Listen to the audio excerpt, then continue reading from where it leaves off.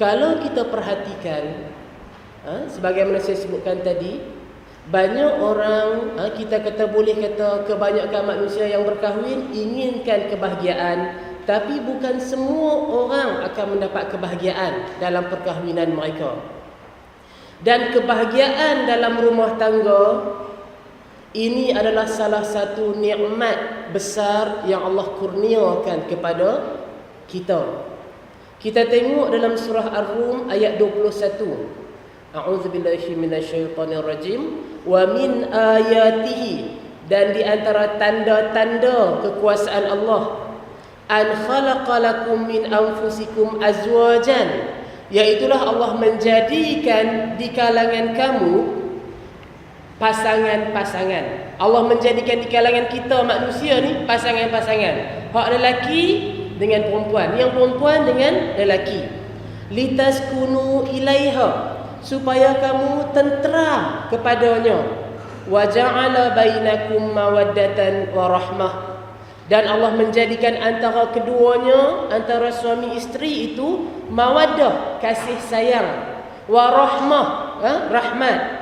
Inna fi dzalika laayatil liqaumin yatafakkarun. Yang demikian itu adalah tanda-tanda kekuasaan Allah bagi mereka yang berfikir.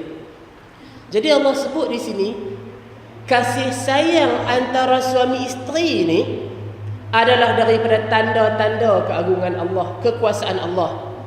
Boleh kita bayang macam mana seorang lelaki yang berlainan latar belakang duduk sebumbung, tinggal sebumbung dengan seorang wanita yang berlainan latar belakang, berlain perangai, berlain sikap, berlain sifat. Yang kawan ni banyak cakap, hak kawan ni langsung tak bercakap. Yang kawan ni kita kata kemah, yang kawan seorang lagi pula jenis sepuk-sepuk kain baju dia. Tapi kedua-duanya dapat hidup sebumbung, dan kedua-duanya kita kata hidup dalam keadaan kasih sayang, aman damai. Ini adalah tanda-tanda kekuasaan Allah. Dengan berkahwin itu, Allah menjadikan kasih sayang dan rahmat antara suami isteri. Ini satu nikmat yang besar yang Allah kurniakan. Cuma tinggal lagi persoalan dia, bagaimana untuk kita nak mendapatkan rahmat Allah ini? Kasih sayang, kebahagiaan dalam rumah tangga, bagaimana kita nak memperoleh dia?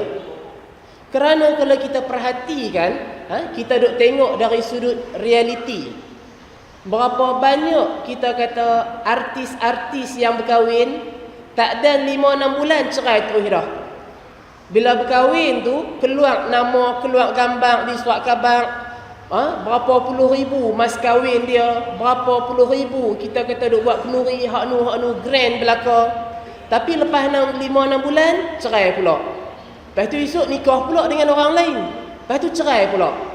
Bukan setakat artis saja. Yang bukan artis pun kita kata serupa tu lah jalan cerita dia pada kelaziman dia. Menikah tak berkenan, cerai. Menikah dia bergaduh-bergaduh, cerai. Makna dia perkahwinan itu tidak membuahkan kasih sayang sebagaimana yang Allah sebut dalam ayat ni. Maka di mana silap dia di sini? Yang ni yang mana untuk sama-sama kita perhatikan, khususnya bagi anak-anak muda, adik-adik yang berada di hadapan saya. Adik-adik akan membesar, adik-adik akan mencapai usia di mana kita berkeinginan untuk berkahwin. Silap pilih, silap cara, kebahagiaan yang kita duk idam, kebahagiaan yang ingin kita kecap, dia akan menjadi pahit, dia akan menjadi tawang kerana pilihan yang tak tepat. Maka di sinilah bagaimana panduan-panduan untuk sama-sama kita berkongsi bagaimana untuk kita membuahkan kebahagiaan dalam rumah tangga kita. Satu perkara yang mana banyak di kalangan umat Islam kita terlepas pandang, ada satu pihak yang sebenarnya dia turut memainkan peranan antara suami isteri ni, antara lelaki dan perempuan. Cuba kita tengok dari sudut realiti dia, bila anak-anak muda yang mabuk dalam cinta di usia remaja, kita kata sekolah rendah, sekolah menengah, masuk universiti pun dia mula berkapal-kapal dah. Kawan ni boyfriend dengan kawan ni girlfriend dengan kawan ni. Daripada sekolah menengah bawa pergi sampai ke universiti, dah ada dah couple-couple dia tu. Waktu duk couple-couple ni, yang ni lah saat yang dirasakan paling indah, paling bahagia, kenangan yang terindah dalam hidup. Kalau kita tak mesej sehari, kita rasa, oi, ada yang korang ni, ada yang tak kena ni. Tak bersembang sehari, rasa macam terkorang sikit dalam hidup ni. Makan cukup, pakai cukup, tapi tak bersembang, tak dengar suara. Dia rasa, nak kena telefon juga ni. Tak ada kredit, usaha pergi cari kedai top up. Nak top up pasal nak mesej saja. Nak bercakap saja, nak dengar suara. Ini kita katakan saat yang terindah. Tahu sebab apa indah? Indah itu kerana di sebalik antara kita dan dia, di sebalik apanya boyfriend dan girlfriend, pasangan kekasih tu, ada seorang lagi tukang duk tambah perasa. Iaitulah kita kata setan. Waktu sebelum berkahwin ni lah, setan dia akan pupuk kasih sayang, setan dia akan pupuk kita kata tolak ansur. Yang kau numai lambat 1 jam, tak apalah, I maafkan you, tak apalah. Yang kawan tu kita kata dia tak makan pedas, hak lelaki suka makan pedas, tak apalah, kita tak usah duk makan pedas lah, kita makan hak yang tak pedas, ikut suka you. Jadi kita kata waktu masa hak ni apa saja pun kita akan buat semata-mata untuk memberi kesenangan, kebahagiaan kepada pasangan kita. Yang ni yang kita kata baja-baja yang disemaikan oleh setan ni. Cuba kita baca hadis Rasulullah kata apa? La yakhluwanna rajulun bi imra'atin illa kana thalithahuma asyaitan. Tidaklah seorang lelaki berdua-duaan dengan seorang wanita kecuali bersamanya tu ada setan. Yang ni yang kita kata, kalau kita dengar lagu apa? Nur Suhaimi ke apa Suhaimi tu, apanya jangan dekat-dekat, jangan pegang-pegang. Pasal yang setan tu dia akan bagi dekat-dekat-dekat. Yang jauh bagi dekat-dekat-dekat. Yang kita kata dah dekat, bagi rapat-rapat. Maka di sini kerja-kerja setan untuk nak menambahkan kemesraan, untuk nak menambahkan keintiman. Waktu tu yang mana, sebab apa kita duk rasa bahagia? Sebab kawan seorang lagi tu dia tolong duk tambah perasa.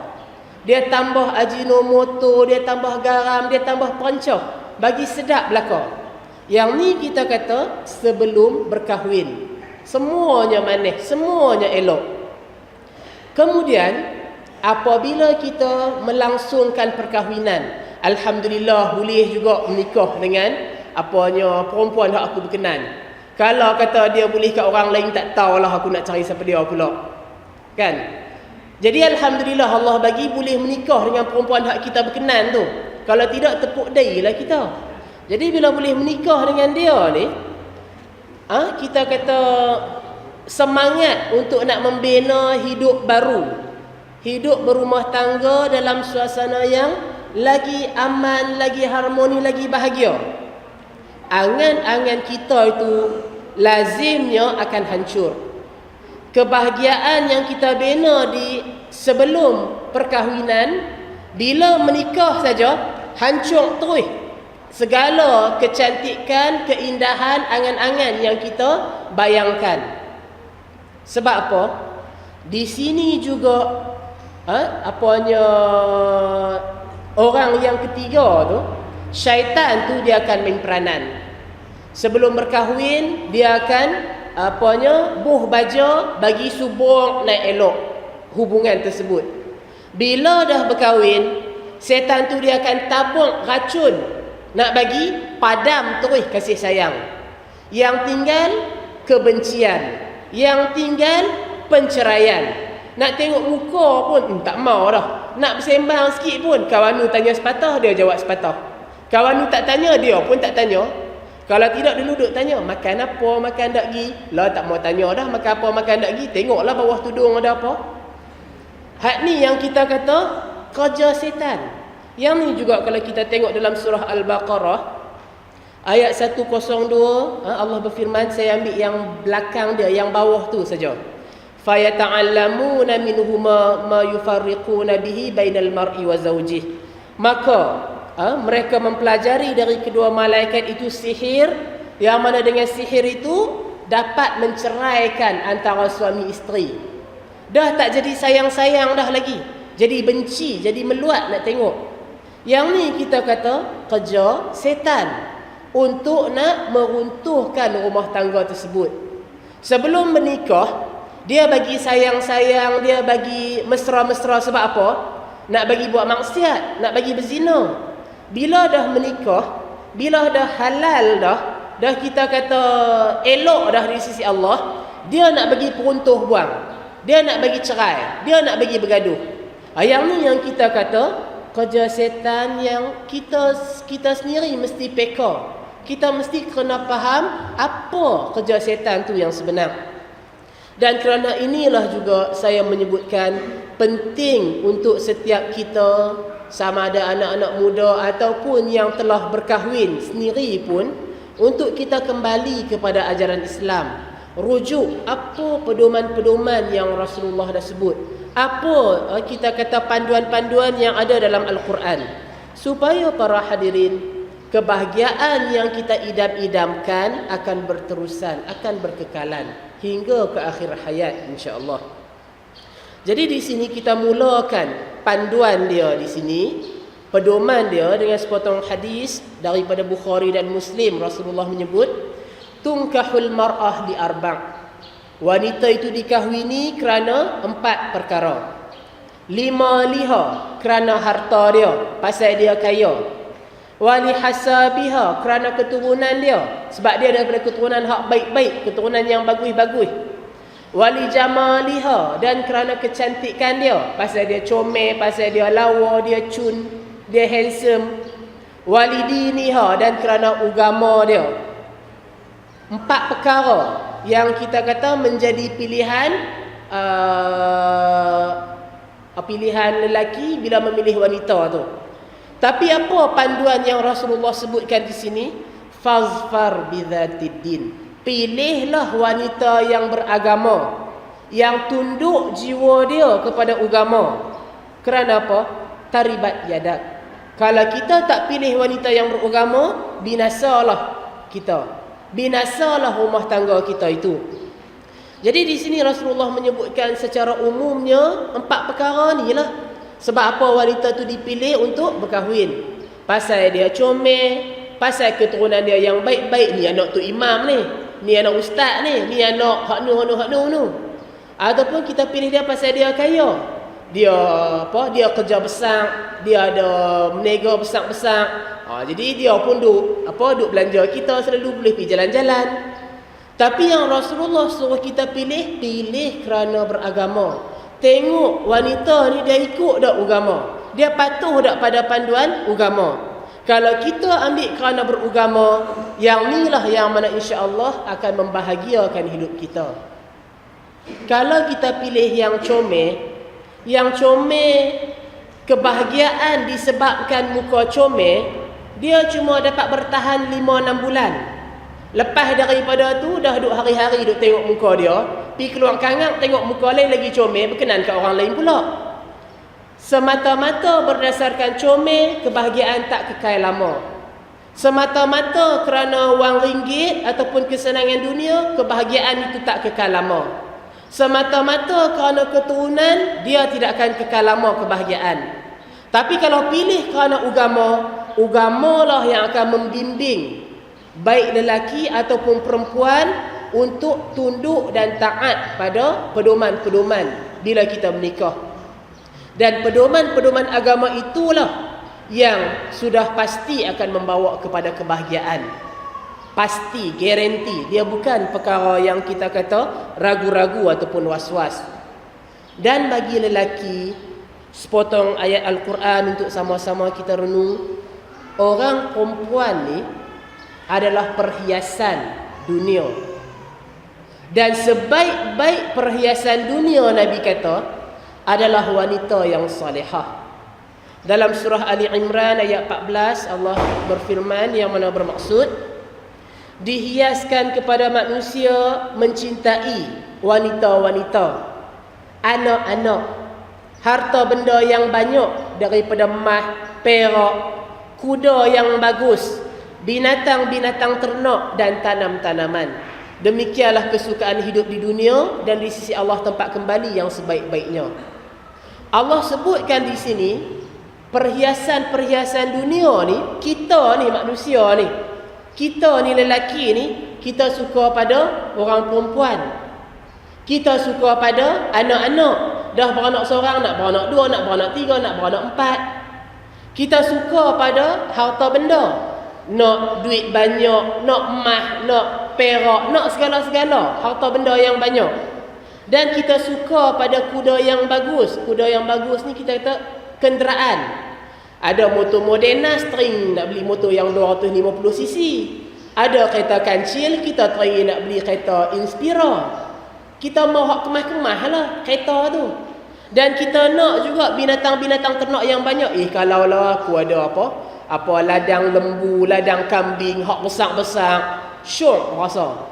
Kita nak ada tanam-tanaman, dusun-dusun. Dia ada pokok getah berapa ekar, dia ada kelapa sawit, dia ada bendang, dia ada. Semua ni Allah kata perhiasan hidup dunia. Serupa macam orang perempuan lah, kalau dia tak solek, nampaklah muka cantik dia yang asli. Bila dia solek, buh bedak tang nu, buh tang ni, nampaklah makin comel. Serupa macam kereta kita jugalah, kalau kita tak buh aksesori, dia nampak yang muka biasa-biasa lah. Bila kita bubuh aksesori, buh skirt dia, buh kita rim dia apa semua, nampak lagi hebat sikit kereta kita. Perhiasan dunia. Dan apa sebaik-baik perhiasan dunia ni? Kalah wang ringgit, kalah lembu kebau, kalah kereta ke ataupun segala motor-motor besar. Wanita yang salihah itu sebaik-baik perhiasan dunia. Yang ni yang Rasulullah kata, ad-dunya mata'un, dunia ni adalah kesenangan, wa khairu mata'id dunya al-mar'atu salihah, dan sebaik-baik kesenangan dunia adalah perempuan yang salihah. Hadis sahih riwayat Muslim. Bila kita kata wanita salihah, makna dia bukan senang nak jumpa wanita yang salihah. Bukan yang jenis kita kata duk main ambil-ambil lagu tu je. Tengok hak ni berkenan ambil, tengok hak ni berkenan ambil. Tak. Wanita yang salihah nak kena cari, nak kena tengok, nak kena perhati. Apakah dia itu tunduk dan patuh kepada Allah. Kerana para hadirin, anak-anak hak lelaki ni, pakcik-pakcik, tuan-tuan, wanita ini bila kita kata isteri, dia boleh jadi dua. Dia boleh jadi penawar yang paling mujarab, dia boleh jadi racun yang paling bisa. Penawar yang paling mujarab makna dia apa? Kita letih-letih balik kerja, kita masuk dalam rumah, abang nak ayak abang, abang dah harga nak ayak ni abang. Abang penat abang main nak tolong ambil beg, nak tolong simpan dalam bilik. Kita letih-letih dia tolong sambut kita dengan muka manis, dengan suara ayak apa semua. Tu kita kata penawar yang mujarab. Kita ada masalah, main nak picit kepala sat abang. Abang ada masalah, dia tak tambah masalah kita. Dia tolong peringan lagi ada.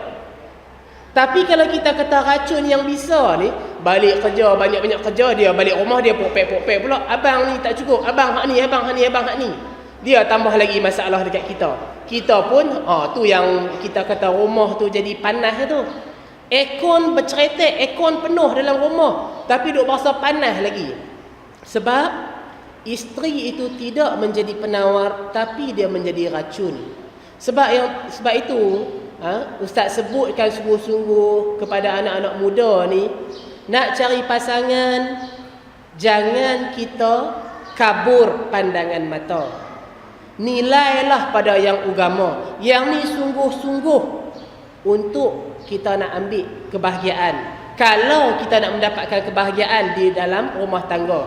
Sama juga bagi anak-anak perempuan. Bukan kata orang main merisik, orang main minta setuju terus dak. Tengok dulu hak lelaki tu macam mana cara dia. Akhlak dia lagu mana, agama dia lagu mana, makna kena kaji, kena perhati. Dalam kaedah ilmu hadis, bila seorang ulama ni dia nak kata hadis ni sahih, hadis ni hasan, hadis ni dhaif, dia punya kaji, dia punya teliti, dia punya tanya ni kenal. Contoh dia kata hadis ini diriwayatkan oleh Muhammad bin Utsman daripada sipulan-sipulan. Ulama hadis dia nak cari kawan ni lagu mana, dia tanya habis-habis sampai orang duk bazar, hang nak menikah dengan dia ke? Bila seorang ulama ni tanya ni Utsman ni lagu mana, tanya sampai rinci-rinci, sampai orang duk faham kata, hang nak menikah dengan dia ke? Makna dia kita tanya, bagi tahu sampai kat Kak Umbi, perangai dia ni lagu mana. Sebab kadang-kadang manusia ni pandai berlakon. Depan orang baik, pijak semut tak mati. Tapi belakang orang, bila orang tak ada, kita kata pijak gajah pun mati. Contoh perumpamaan dia. Jadi di sini yang mana baik bagi lelaki ataupun baik bagi anak-anak perempuan, pilihlah sungguh-sungguh. Pilihlah betul-betul pasangan kita tu ambil yang beragama. Kalau betul kita inginkan kebahagiaan kita itu berkekalan. Kalau kita cuma nilai dari sudut kecantikan ataupun harta benda ataupun juga sebab dia glamour, dialah yang menjadi rebutan, wanita rebutan ataupun lelaki idaman. Kalau kita cuma pilih berdasarkan yang demikian, bimbang. Kebahagiaan kita itu tidak berkekalan. Kerana salah cara kita memilih. Jadi sepatutnya yang mana untuk kita sedar bahawa pernikahan ini dia adalah satu ikatan yang mulia. Bila seorang lelaki tu dia kata aku terima nikahnya si Fulanah binti Fulan dengan mas kahwin sekian. Akad nikah itu adalah satu ikatan yang mulia, ikatan yang suci. Dihalalkan perempuan itu kepada si lelaki dengan nama Allah, dengan amanah Allah. Yang lelaki ni, kita ambil perempuan tu sebagai isteri dengan amanah Allah. Ada tanggungjawab yang dipikulkan kepada kita. Maka di sini perlu kita jelas, tanggungjawab itu bukan sekadar bagi makan, bagi pakai ataupun nafkah batin, tapi tanggungjawab mendidik, membimbing si isteri ke jalan yang diredai oleh Allah. Dan dalam bab bimbingan inilah perlu kita sedar, tidak ada siapa yang sempurna. Baik lelaki sebagai suami ataupun wanita sebagai isteri. Tidak ada siapa pun yang sempurna baik belaka, tak ada. Sebab tu Allah sebutkan dalam surah Al-Baqarah, hunna libasul lakum wa antum libasul lahun. Kamu adalah pakaian, mereka adalah pakaian bagi kamu dan kamu adalah pakaian bagi mereka. Makna dia suami isteri ni saling melengkap antara satu sama lain. Kekurangan isteri, suami tolong tampung. Kekurangan suami, isteri tolong tampung. Makna dia dua insan bersatu jadi satu. Kekuatan suami, kekuatan isteri bergabung. Makna jadi lagi hebat. Kekurangan isteri, kekurangan suami sama-sama menampung. Yang ni yang kita kata apa pun, susah senang kita hadap bersama. Suka duka kita hadap bersama. Kita kongsi sama-sama. Yang ni sebenarnya kita kata perkahwinan. Dan yang ni yang perlu difahami oleh suami ataupun isteri.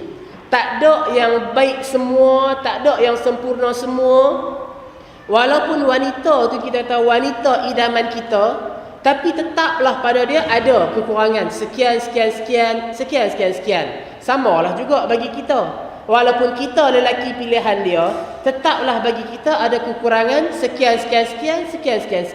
Kena sama-sama tolak ansur, kena sama-sama bersabar, kena sama-sama kita kata saling memperbaiki diri, bukan saling menyalah antara satu sama lain. Jangan kita lupa prinsip asas yang macam ni untuk kita mencapai kebahagiaan di dunia dan juga di akhirat, insya-Allah. Jadi dalam bab perkahwinan ini, satu perkara fitrah yang Rasulullah sebut tentang wanita. Dalam hadis yang diriwayatkan oleh Bukhari dan Muslim ini, satu ketika Rasulullah lalu nak pergi ke tempat salat. Waktu tu hari raya Fitri ataupun hari raya Adha. Nabi nak pergi ke tempat salat. Bila Nabi dalam perjalanan tu, Nabi melalui sekumpulan kaum wanita. Nabi nak pergi tempat salat untuk hari raya. Dalam perjalanan Nabi lalu kepada sekumpulan orang wanita. Bila Nabi lalu dekat sekumpulan orang wanita ni, Nabi kata apa? Wahai golongan wanita, bersedekahlah kamu, kerana aku melihat kamulah yang paling banyak sekali masuk neraka.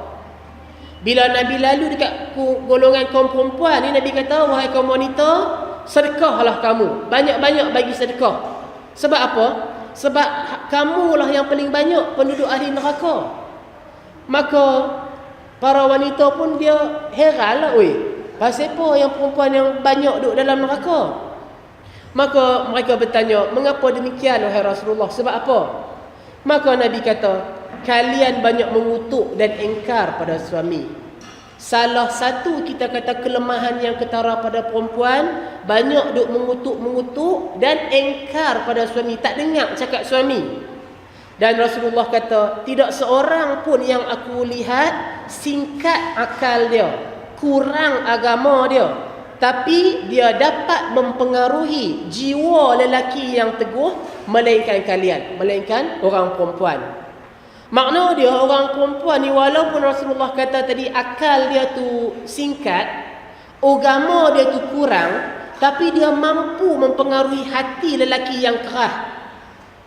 Maka orang perempuan ni tanya lagi, di mana korangnya akal dan agama kami wahai Rasulullah? Dah Rasulullah kata orang perempuan ni kurang akal, kurang agama, korang tu di mana? Maka Nabi kata, bukankah kesaksian wanita sama dengan separuh lelaki? Makna kalau kita nak ambil penyaksian daripada orang perempuan, dua orang perempuan sama dengan seorang lelaki. Kalau penyaksian itu kita kata perlu dua orang lelaki, kena 4 orang perempuan. Penyaksian daripada seorang lelaki sama dengan 2 orang perempuan. Itu tanda mereka kurang akal. Sagi kawan ni gempak sikit, sagi kawan ni ancam sikit, sagi kawan ni dia mula dah berubah cakap. Dia mula dah belain dah kita punya penyaksian dia. Sebab tu kita kata, Rasulullah kata seorang lelaki sama dengan 2 orang perempuan. Tu tentang kurang akal mereka. Dan tentang kurangnya agama tu Rasulullah kata, bukankah bila mereka haid, mereka tidak solat dan mereka tidak puasa? Yang lelaki sebulan penuh solat puasa, tapi yang perempuan ada ketika mereka tidak dibenarkan untuk solat dan puasa. Itu tanda kurang agama mereka. Maka yang saya nak ambil pengajaran daripada hadis ini, iaitulah kata-kata Rasulullah ini, pertamanya golongan wanita adalah golongan yang terbanyak ahli neraka. Rasulullah suruh banyak-banyak bersedekah. Banyak-banyak bersedekah sebab dengan sedekah itulah yang akan membenting kita daripada api neraka. Jadi janganlah ambil kata-kata Rasulullah ini sekadar halwa telinga. Tapi marilah kita beramal. Bersedekah tak semestinya kita kata bagi RM10, bagi RM5. Kita belanja kawan ke, kita belanja cikgu ke, kita bagi sekupang 2 kupang dekat kawan ke, yang tu pun kita kata adalah sedekah. Kita tolong orang, yang tu pun dikira sedekah. Kita mengajar orang ilmu, yang tu pun termasuk dalam sedekah. Jadi makna dia kena membanyakkan amalan kita. Dan satu kelemahan wanita yang mana Rasulullah sebutkan di sini, mereka banyak mengutuk dan engkar pada suami, tak dengar cakap suami. Yang ni yang sama-sama perlu untuk kita ambil berat, baik bagi lelaki ataupun bagi wanita. Yang lelaki pasal dia nak kena bimbing wanita, yang wanita pasal dia dah memang wanita. Sama-sama masing-masing kena ambil berat dalam bab ni. Dan daripada hadis ini juga suka saya sebutkan, walaupun Rasulullah sebut wanita ini kurang akalnya, bukanlah bermakna yang suami tolak terus pandangan isteri. Bukanlah makna yang suami tak gaduh duk tanya pendapat isteri dak. Dah hampa ni korang akal, tak payah duk tanya hampa lah. Tanya hak laki-laki saja. Dak, bukan macam tu. Dan tidak juga bermakna teguran isteri itu salah. Yang suami sebagai ketua dia kena perhati sama. Kalau teguran isteri itu betul, dia kena terima teguran tersebut bila teguran isteri itu betul. Tapi kalau teguran itu tak betul, tak payahlah kita nak terima. Maka di sini perlunya kita kata kebijaksanaan suami. Si suami kena sedang bahawa isteri itu, wanita itu diciptakan daripada tulang rusuk yang bengkok. Bila kata bengkok, buat kok mana pun dia tak akan jadi lurus. Kalau kita biar saja isteri itu tanpa didikan, tanpa bimbingan, dia akan terus jadi bengkok. Maknanya kita terus biar dia jadi bengkok, jadi tak betul. Tapi kalau kita kasar sangat nak bagi dia lurus, dia akan patah. Pasal dia tu tulang, nak bagi peluru kita ambil hammer, katok nak bagi lurus, dia jadi patah terus lah. Makna dia di sini kita kena bijaksana dalam membimbing isteri. Ada masa kita guna nasihat, ada masa kita guna sindiran, ada masa kita perlu bertegas, ada masa sekian, ada masa sekian. Yang ni kita kata bagi lelaki, bagi suami perlu kebijaksanaan, ketegasan, hikmah dalam mendidik isteri. Tak boleh biar. Sebab kalau biar, isteri itu akan berterusan dengan bengkok dia. Dan itu tanggungjawab yang akan dipikulkan kepada para suami. Dia buat ke tak buat, tanggungjawab dia tu kepada isteri dia. Dan satu hadis yang mana suka sungguh-sungguh saya tekankan kepada tuan-tuan, puan-puan pada hari ini. Dalam hadis sahih yang diriwayatkan oleh Ibnu Khuzaimah, Rasulullah kata, bertakwalah kamu kepada Allah tentang urusan wanita, tentang urusan isteri. Kerana apa? Kerana sesungguhnya kamu telah mengambil isteri itu dengan amanah Allah. Dan dihalalkan isteri itu pada kamu dengan kalimat Allah. Dengan kalimat Allah, seorang perempuan itu halal bagi si suami tersebut dengan nama Allah. Makna dia ikatan yang suci, dia ikatan yang mulia. Kalau si lelaki itu menzalimi si isteri, hadaplah dengan Allah. Siksa dia, kita kata azab dia di akhirat nanti. Sebab wanita itu diambil atas nama Allah. Satu ikatan yang mulia, yang terpikul pada bahu suami itu tanggungjawab yang dia kena penuhkan. Tanggungjawab dari segi zahir. Apa yang suami makan, yang tu yang isteri makan. Jangan hak suami makan hak hebat-hebat, hak isteri bagi makan nasi dengan ikan kering saja. Tak kenalah. Jangan si suami tu pakai baju hak mahal-mahal, hak isteri pi beli, kita kata pakai baju hak yang compang-camping. Tak kenalah. Apa yang suami makan, hak tu isteri makan. Apa yang suami pakai, hak tu yang isteri pakai. Dan tanggungjawab yang lebih utama membimbing dia ke jalan yang diredai oleh Allah. Dia salah, kita tegur. Jangan bila dia salah, kita pun duk tegur 2-3 kali. Mampu pergi ke hang, aku tak mau dah tegur hang, berbuih dah mulut. Kalau kita buat cara tu, makna dia kita tak jalankan tanggungjawab kita. Yang ni adalah amanah tanggungjawab. Selagi hayat dikandung badan, tanggungjawab itu kita mesti pikul. Berat ke, ringan ke, susah ke, payah ke, tanggungjawab itu Allah akan persoal di hari akhirat nanti. Didik tak isteri ni elok-elok, ajak tak dia, bagi tak tanggungjawab dengan sebaik-baiknya. Tanggungjawab itu dipikulkan kepada para suami. Jadi di sini jangan kita lalai. Nak menikah 2, menikah 3 tak apa. Tapi bila menikah 2, menikah 3, tambahlah lagi tanggungjawab.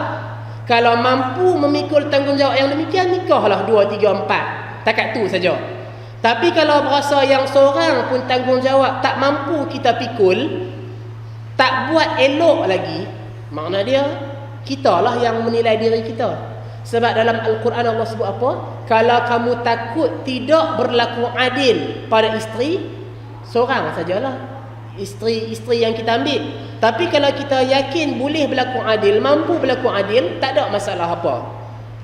Jadi para hadirin, sebagaimana saya sebutkan tadi, baik lelaki, baik perempuan, walaupun dia itu adalah wanita idaman kita, wanita pilihan, walaupun si lelaki itu adalah lelaki pilihan kita, tetaplah kita kata dia ada kekurangan, dia ada kelemahan. Sebab kita ni manusia, bukan malaikat. Kita ni manusia, masing-masing ada baik dia, ada lemah dia. Maka bila kita berkahwin, sebelum berkahwin tadi kita kata setan lah yang duk menyemai baja-baja kasih sayang. Tapi lepas berkahwin, setan akan menyemai racun-racun perosak, nak bagi kita kata rosak rumah tangga tersebut. Maka kadang-kadang bila kita menghadapi badai pernikahan, bila awal mula-mula menikah, 5-6 bulan awal menikah, semua manis, semua bahagia, semua elok belaka. Mai 7-8 bulan, mai setahun 2 tahun, dia mula dah berasa jemu. Dia mula dah berasa apa? Tak boleh silap sikit. Mula lah seorang tu dah naik angin. Tak boleh tempuh sikit, mula lah kita kata apa? Apanya mula bersilat dah. Kawan ni tumbuk, kawan ni tepih macam ni. Yang ni kita kata adalah racun-racun yang disemai oleh syaitan supaya perkahwinan itu hancur, bercerai buang macam tu. Maka satu panduan yang mana Allah sebut di sini, wa ashiruhunna bil ma'ruf, dan bergaullah dengan isteri-isteri itu secara yang baik. Fa in karihtumuhunna, sekiranya kamu tak suka pada perempuan itu, ada kita kata perangai dia ke yang kita tak berkenan, ada kita kata pada dari sudut-sudut hak lain, dulu berkenan mata dia tu sepek, kuyu-kuyu, nampak cun. Bila dah menikah, nampak tak lawa mata sepek ni, nampak steam, duk mengantuk lagu tu je. Jadi bila ada benda perkara pada dia tu yang dia tak berkenan, Allah kata apa? Fa'asa an takrahu syai'an wa yaj'alallahu fihi khairan katsira.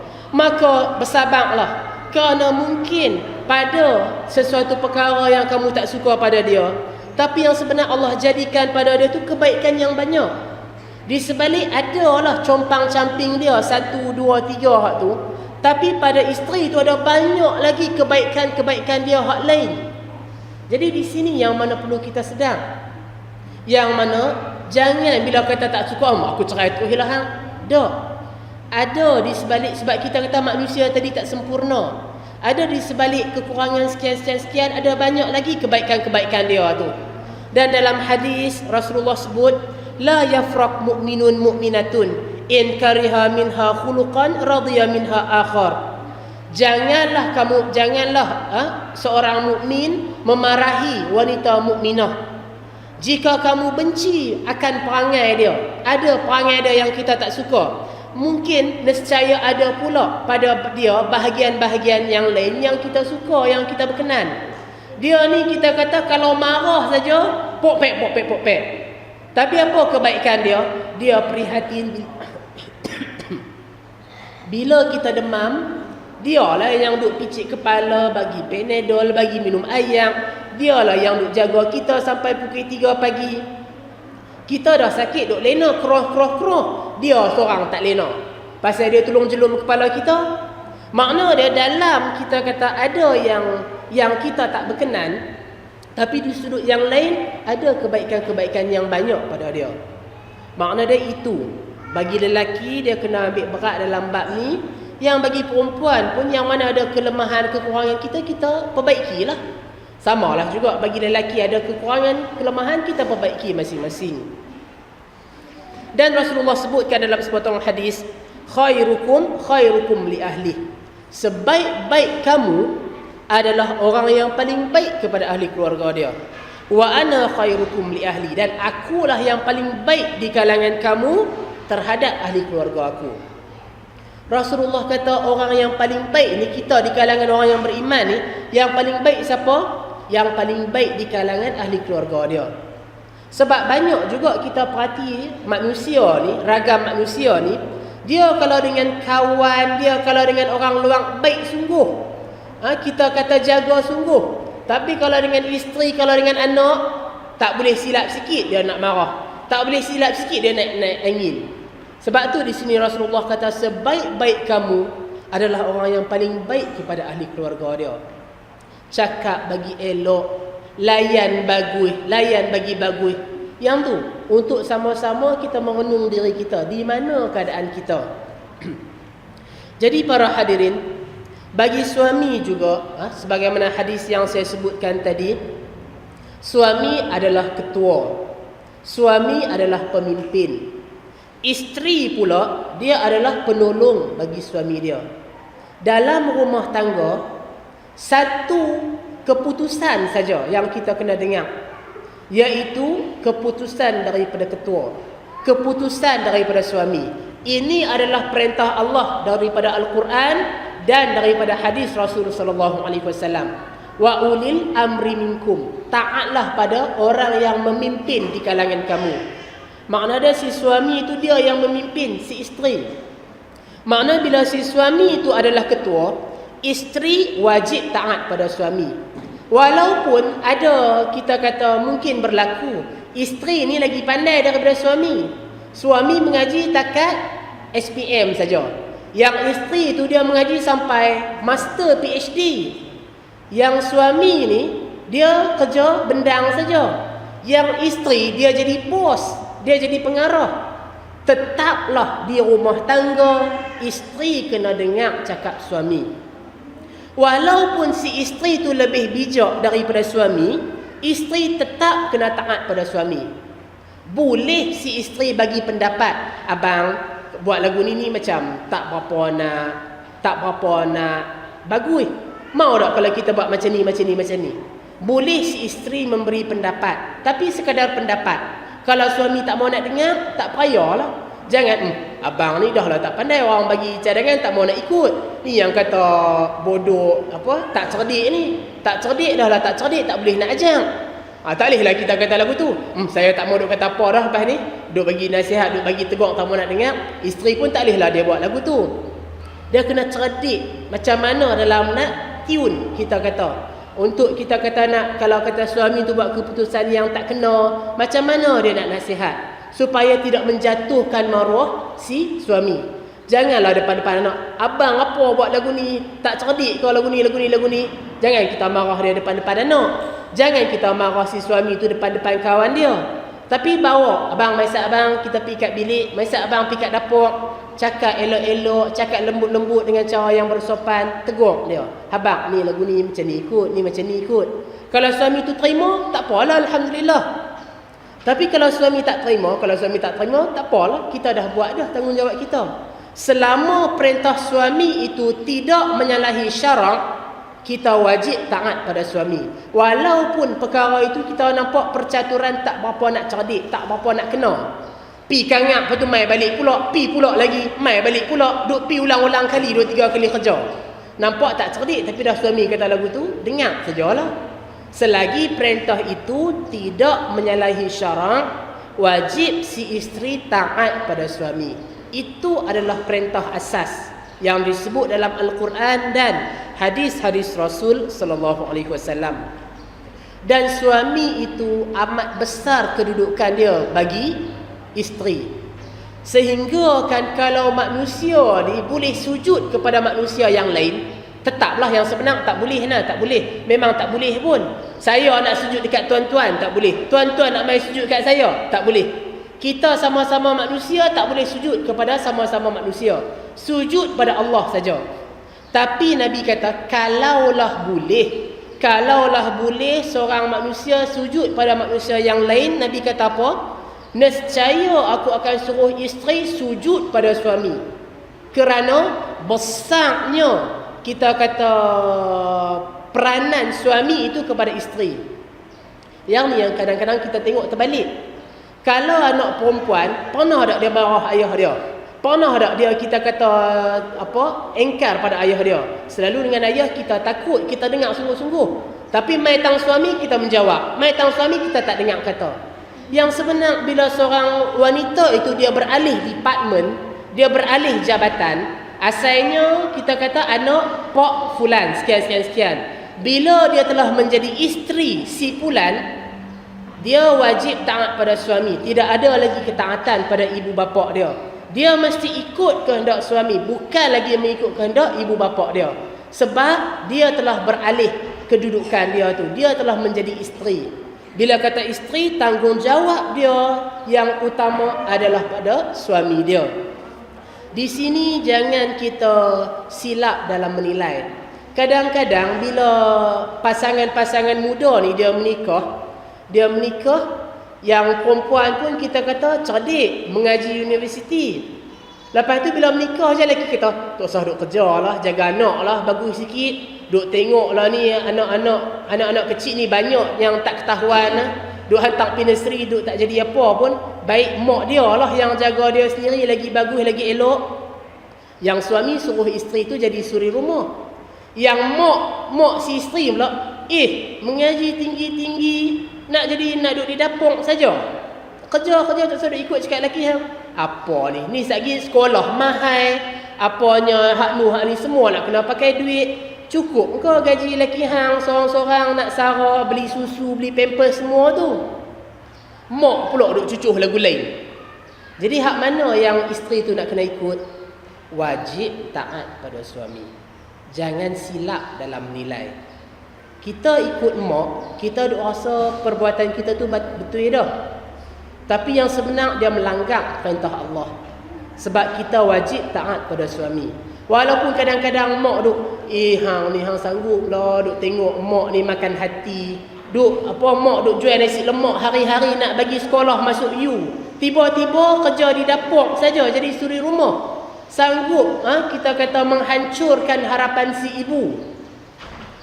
Harapan si ibu itu bila menyalahi perintah suami, selama perintah tu bukan menyalahi syarak, kena ikut pada perintah suami. Yang ni tak payah. Di sinilah yang kita kata penting. Ibu bapa kena faham. Kalau dah anak perempuan tu menikah dengan seorang lelaki, jangan duk kacau-kacau rumah tangga anak tu. Sebab dia dah ada ketua yang baru, dia dah ada si suami dia. Kadang-kadang bila mak ayah ni dia duk campur tangan dalam urusan rumah tangga, ni yang jadi cempera ni. Bila anak dengan menantu bergaduh, sehari pak mak belah ni masuk campur. Mai pula pak mak belah ni masuk campur. Lama-lama bukan jadi kuih elok, jadi makin teruk lagi ada. Besan sama besan pula dah bergaduh sama-sama depa. Jadi di sini para hadirin kita perlu sedar. Tanggungjawab isteri taat pada suami. Manakala si suami layanlah isteri dengan elok. Buatlah pertimbangan dengan wajar, dengan adil. Jangan menzalimi isteri dia. Tadi kita baca hadis orang perempuan yang banyak masuk syurga. Tapi sebenarnya kalau kita tengok dalam hadis yang lain, orang perempuan ni mudah sebenarnya nak masuk syurga. Tadi orang perempuan banyak masuk neraka. Tapi yang sebenar orang perempuan ni senang nak masuk syurga. Cara dia lagu mana?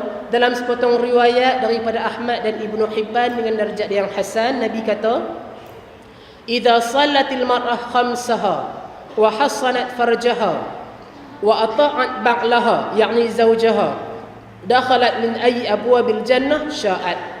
Nabi kata, bila seorang isteri itu telah menyempurnakan salat 5 waktu dan dia menjaga kehormatan dia dan dia mematuhi suami dia akan masuk syurga mana-mana pintu yang dia mau. Orang perempuan ni dia salat 5 waktu bagi cukup, jaga elok-elok, dia taat perintah suami dia jaga kehormatan dia boleh masuk syurga mana-mana pintu yang dia mau.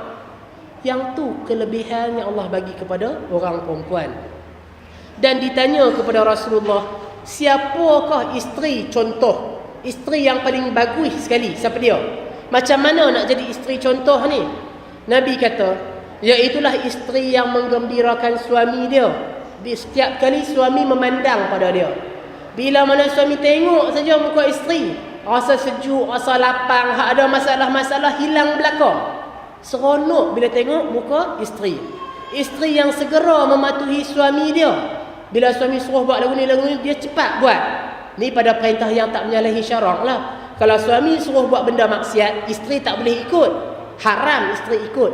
Ikut perintah suami pada perkara yang bukan maksiat. Dan isteri yang tidak melakukan apa yang tidak disukai suami dia mengenai diri dia dan harta benda dia. Kalau suami tak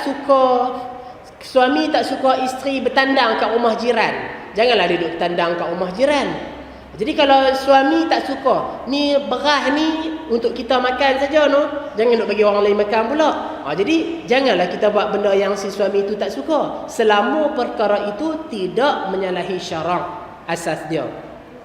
Yang ni yang kita kata apa yang sepatutnya kita sama-sama cuba untuk mencontohi sebagaimana hadis yang disebut. Sebelum menikah memang kita kata seronok sangat nak jumpa, teringin sangat nak jumpa. Tapi bila dah jadi isteri ni kadang-kadang tak mau nak jumpa. Nak pergi keluar rumah, hasyok sikit pergi minum teh dengan kawan dan sebagainya. Tapi yang sebenar isteri yang contoh itu, suami itu berkenan kita kata tengok je muka isteri dia rasa seronok dah. Makna dia memang duk kerja nak balik rumah saja. Dia pergi kerja di Kuala Lumpur ke, dia pergi Shah Alam ke, dia pergi mana pun tak sabar dia nak balik pasal isteri duduk di rumah tu. Seorang-seorang suami itu duduk teringat dekat bini dia. Yang ni macam mana untuk kita nak mendapatkan kebahagiaan yang demikian? Yang tu yang saya sebutkan tadi, sama-sama saling melengkap antara satu sama lain. Bertolak ansur. Sama-sama kita cuba faham. Hak lelaki dah tak suka lagu ni, jangan duk buat. Yang perempuan dah suami tak suka lagu ni, jangan kita duk buat juga. Makna masing-masing kita cuba untuk menyesuaikan diri antara satu sama lain. Dan bagi suami, setelah kita kata yang tadi ni, yang sebelum-sebelum ni, apa yang isteri patut buat, yang suami ni jelas dah lah. Macam saya kata tadi, bagi lelaki jangan menzalimi isteri. Dah kata lelaki, penumbuk kita kuat, penyepak kita kuat, janganlah pasal suami isteri buat ayak teh tak sedap kita tampak dia, kita pi tumbuk dia, kita pi ambil ayak teh tu corak dekat muka dia. Ni yang buat ayak teh apa lagu ni? Jangan kita buat lagu tu. Dan bila kita kata isteri masak tak sedap muka, jangan kita duk komplain banyak-banyak sangat, pok-pek. Dia tolong masak kat kita pun besar tuah dah, besar rahmat dah. Kalau dia suruh pi beli kat kedai, lagilah teruk. Jadi makna dia bila dah isteri tu dia duk tolong kita, dia duk berkhidmat untuk kita, makna kita pun kena ambil timbang rasa pada dia. Dia buat teh tak sedap, tak apa, minum pilah. Tapi habaklah ni lepas ni tambah sikit apanya gula tu. Hak ni kurang sangat gula, tak berasa apa. Suruh dia tambah sikit gula lain kali. Peranyak-peranyaklah kita kata lagu tu. Yang ni kita kata hubungan suami isteri macam mana. Kadang-kadang kita penat, kita baran, jangan kita lepaskan pada isteri, sebab itu adalah kezaliman.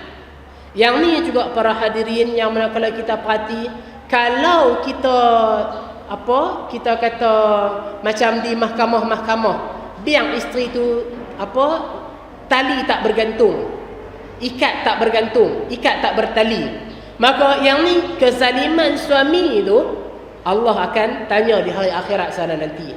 Yang isteri kalau dah suami tu tak betul, suami tu fasik, suami tu buat zalim sekian, dia boleh minta fasakh. Tapi kadang-kadang kita kata dengan suasana sekarang ni, banyak perempuan yang dizalimi. Kalau kita kata dia dizalimi, dia bersabar, Allah bagi syurga pada dia. Dan dia boleh untuk nak minta cerai bila suami itu menzalimi dia dan sebagainya. Tapi kita kata memanglah dunia ni payah nak jumpa keadilan. Sabar, dia minta doa pada Allah, Allah memberikan kita kata pahala syurga untuk dia. Yang suami dia tak akan terlepas, dia akan tetap diadili oleh Allah di hari akhirat sana nanti. Jadi para hadirin, untuk adik-adik khususnya, belajarlah ilmu-ilmu agama, belajar tauhid, belajar cara-cara beribadat, macam mana berwuduk, macam mana bersolat, macam mana. Belajarlah bagaimana contoh Rasulullah dalam kehidupan berumah tangga, macam mana hubungan Nabi bersama isteri-isteri beliau, macam mana kita kata nak mengeratkan lagi hubungan suami isteri. Mudah-mudahan anak-anak sekalian akan mencapai kebahagiaan dalam hidup rumah tangga nanti, dan kehidupan itu akan dirahmati Allah insya-Allah. Dan untuk pasangan pengantin itu, kita doakan bagi mereka keberkatan dan rahmat yang Allah limpahkan. Jadi saya rasa setakat itulah dulu. Mudah-mudahan sikit sebanyak sama-sama kita dapat manfaat. Wallahu a'lam.